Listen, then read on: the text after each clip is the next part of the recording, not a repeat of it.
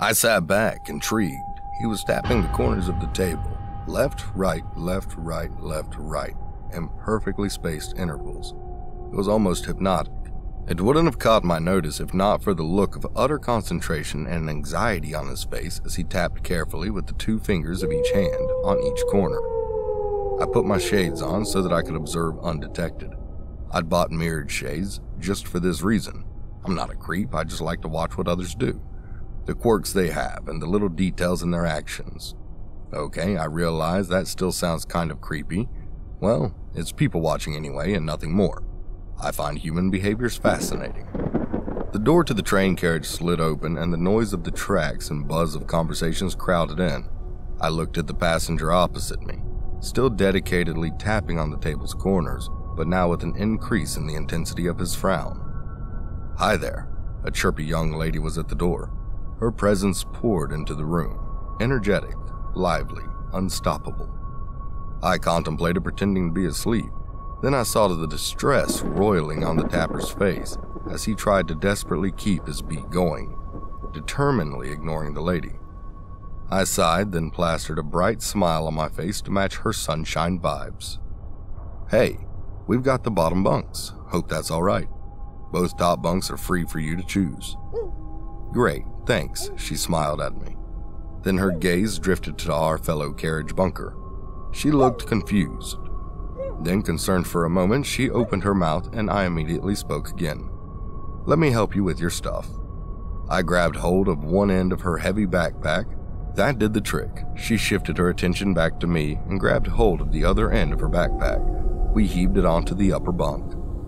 "Thanks." She looked back at the tapper, but this time she didn't try to say anything. She just raised an eyebrow, then turned to climb up the ladder to her bunk. I looked back at the tapper. He was now saying some words in time to the taps. Each word spat out with the tap in a curt, almost frantic manner. I couldn't help it. I wanted to look away, leave the carriage, give him some space to do whatever it was he needed to do, but I was getting really curious about the tense words he was expelling under his breath. So instead, I shifted from my comfortable space at the end of my bunk and sat at the table, opposite him. I put my head down on my side of the table and pretended to take a nap. I could now make out some of the words. Do not never. I couldn't tell what the rest of the words were. He was pronouncing the words in slightly varying ways, as if attempting to say them in the perfect way, enunciating every phoneme the words held. I kept my head down, just listening to his words and taps, and without realizing it, somehow drifted off. I don't remember what I was dreaming about except for the last scene. I was walking down some steps and realized that the ground wasn't there. I walked off the last step and fell. I jerked awake. I must have startled him. He stopped his tapping. He looked at me as if registering my presence for the first time. We stared at each other for a moment or two. Then he looked down at the corners of the table. I could already see it happening. Him getting distressed about his tapping ritual being disrupted and falling back into a frenzy of tapping and chanting. "Hey, nice to meet you," I said before I could think it through. He looked at me with a tinge of surprise. In the bunk above him, the lady turned to her side and looked curiously at our interaction. "Hey," he said softly, looking nervous and uneasy. "Where are you headed to?" I kept my tone light, pretending not to notice his hands clutching the corners of the table. "End of the line." "Oh, that's a good 2 days away." "Yeah," he said, nervously running a hand through his hair, then immediately gripping tightly onto the corners. "Hiya," he turned around quickly at the sound of her voice from above. The lady was climbing down the ladder to join us. "Great to meet you guys," she chirruped. Her enthusiasm seemed to physically repel him. He leant away from her, while still holding on to the table's edges. "Hey, you're up. Nice to meet you too," I said. She gave me a wide grin which faltered a little when she turned to him. He did not meet her eyes. His tension and anxiety were palpable. "Well, I'm going to have an early dinner. Check out the food at the dining car. You guys want anything?" "No thanks. Let me know if the food's good." I kept my voice upbeat, matching her energy. She smiled and gave me thumbs up, then left the carriage, closing the door behind her. There was a long silence after that. He seemed stiff, unsure what to do. I was pretty sure he was fighting the overwhelming urge to tap on the table corners again. It's important to you, tapping the table edges and saying the words just right. I kept my tone as nonchalant and non-judgmental as possible. He looked up at me with a mixture of surprise and anger, which quickly dissolved into puzzled wonder, as he realized I was not making fun of him. Yes, I need to say it just right, I need to tap it just right, I need to do them both just right. I wanted to leave it at that and go back to my relaxing journey to my next destination. It was, after all, a year-long break for me, my epic vacation, but my professional instincts took over. Why do you need to do them just right? I just need to. He stared resolutely down at the table. What would happen if you don't do them just right? He seemed discomforted by the very thought. He shook his head. That's not okay, it won't be good. What if you didn't do them at all? I could almost swear I saw the color drain from his face. Bad things would happen. What kind of bad things? I don't know, but bad things. Very bad things, I know it. I nodded. It's a terrible feeling. You know something horrible would happen. You stop, you refuse to do it, and you can feel the dread in your body. This inexplicable paralyzing fear. It builds until you snap and do whatever it is you need to do to ease it again. He looked at me with the first signs of actual interest since our journey began. Yes, exactly that. I nodded again, and then added, I was that way with lights, too. I had to switch my lights on and off until I was thinking exactly the right thought in the right way while the lights went off, otherwise I was convinced horrible things would happen. I smiled gently at him. But one day it got too much for me. I didn't want to live my life repeating my actions over and over to ward off some unnameable event, so I just stopped. I switched off the lights after thinking a bad thought, sat down, felt the fear come crashing down on me. I felt like I was suffocating with fear, with horror, with this intense dread that convinced me that I would deeply regret not getting things just right, that I had somehow caused some horrible destruction. I looked up at him. His expression was unreadable. But nothing happened, I continued. Nothing bad happened. Even though it felt so real, felt like it was going to happen, he stayed silent. I cleared my throat nervously. I'd worked with others too. We had these issues. When I was a psychologist, they felt these things too. The fear, the terror, the urge, the need to do whatever their fear was telling them to. I trailed off. His expression was becoming a familiar one. He was frowning. He seemed to be finding the right words to say. You're describing OCD. I know what I have seems like OCD. I've been diagnosed with OCD. It's not OCD. He began tapping again. How is it not like OCD? I'm sorry, I did not want to jump to any conclusions. I just want to understand what's going on. He took a deep breath and closed his eyes, all the while still tapping. It was a long while before he spoke. When I stop tapping, bad things do happen, or they do begin to happen, but I've always stopped them in time by tapping again. Could you tell me more? Tap, tap, tap. At least he wasn't back to spitting out those words. I've tried to stop before. Of course, I've tried to stop before. You think I don't know how I look to others? You think I want to live my life enslaved to these acts? I want to hang out too. I want to talk to others. I want to be normal, but I can't. I've gotten so fed up. I've tried to stop so many times, but every time I do, something happens. I didn't speak, just waited for him to continue. Weird things happened, strange things I can't explain. His breathing was quickening. He was obviously terrified by his recall of the past. I tried it once at home, when I was still a student. I fought it when the urge came, when the fear hit me and I knew that it was time for me to tap again. I knew I needed to do it. I tapped for a bit on the sides of my bed, then I stopped. It felt wrong, all sorts of wrong. I felt terrified, but I refused to tap anyway. Then the room just started creaking. The floorboards did, my cupboard, my desk, everything was creaking. Then my textbook fell off the table. I had to start tapping again. Something horrible was going to happen. I knew it. I started tapping again and it all stopped. I kept my face neutral, unassuming. I nodded. I tried another time, when I was dating this girl and I just wanted to be normal, to have a proper relationship. to not have to run away to my stupid rituals when the urges hit. Then we started hearing footsteps.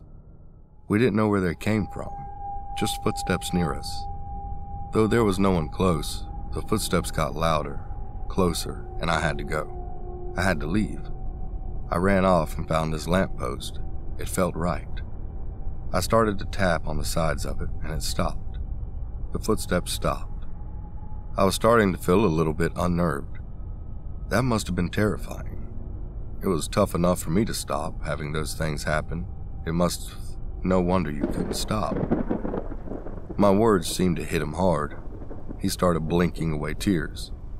It was really tough, but I want to stop. I want so badly to stop. I want everything to go away.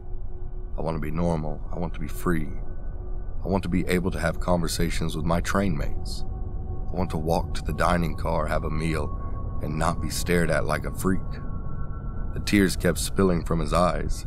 I felt a tingling, salty sensation at the back of my throat, and a heavy pull on my heart. You want to try? Here? With me? We could face it together. His tears gave way to proper sobs. I didn't know what to do. I just sat there looking at him silently. When his sobs subsided, he lifted his reddened eyes and regarded me for a while. I do want to try. Please. Maybe it'd be better with someone else around. I let out a small sigh of relief. I was hoping he'd be willing to try. I couldn't deal with the thought of him going about his life, living the way he did. I just want to point out another thing that could help us along, I said. He watched me expectantly.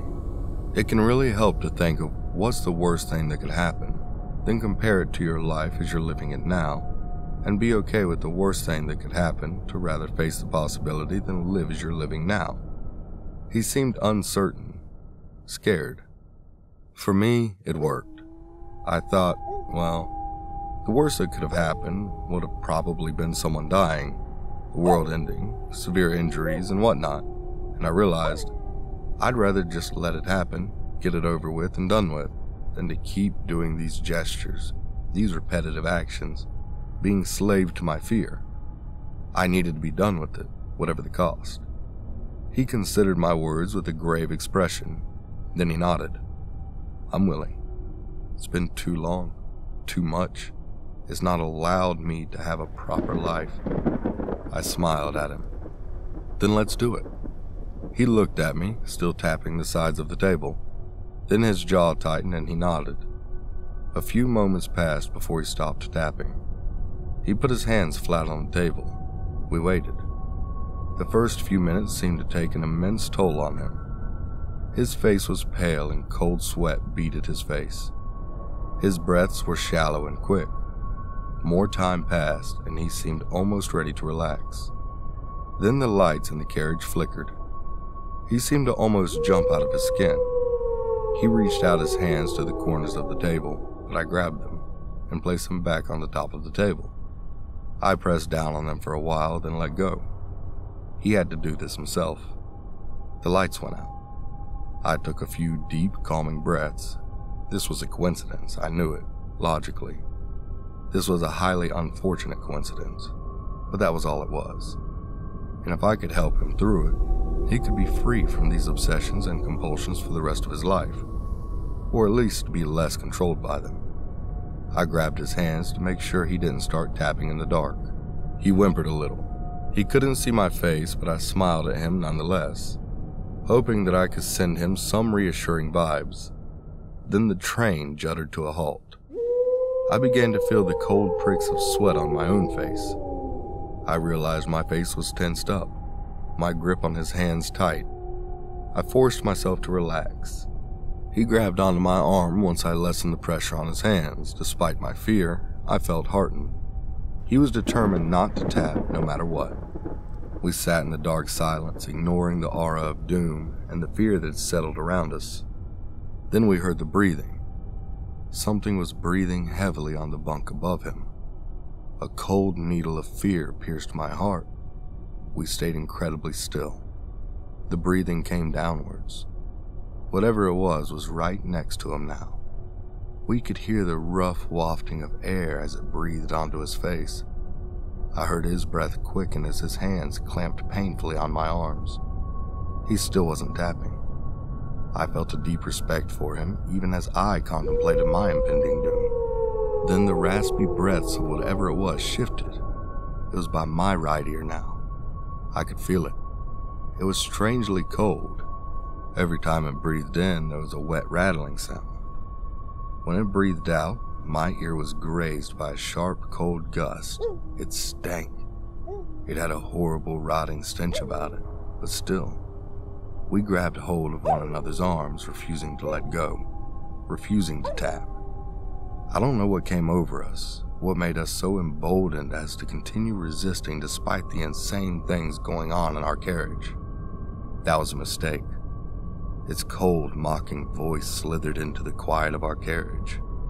You will suffer. I was beyond convinced. At this point, this was anything but related to OCD. Are you willing to pay the price for your insolence? It hissed. Do you accept credit cards? The words slipped out of my mouth before I could stop it. My blood froze in my veins as the possible repercussions of my stupidity struck me.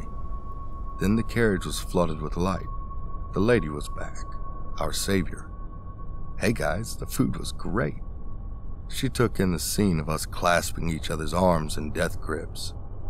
Oh, wow, okay. You guys sure bonded without me. The cold, heavy air began to disperse. A light whisper caressed my ears. I'll be back for you. Then it was gone. Its presence ebbed away just like that. He looked at me with shock and relief on his face. Yeah, we did, he said, smiling at me in gratitude. A pure joy began to light his face. He looked like a whole different person. I smiled back at him, shrugging off the disquiet I felt. We did.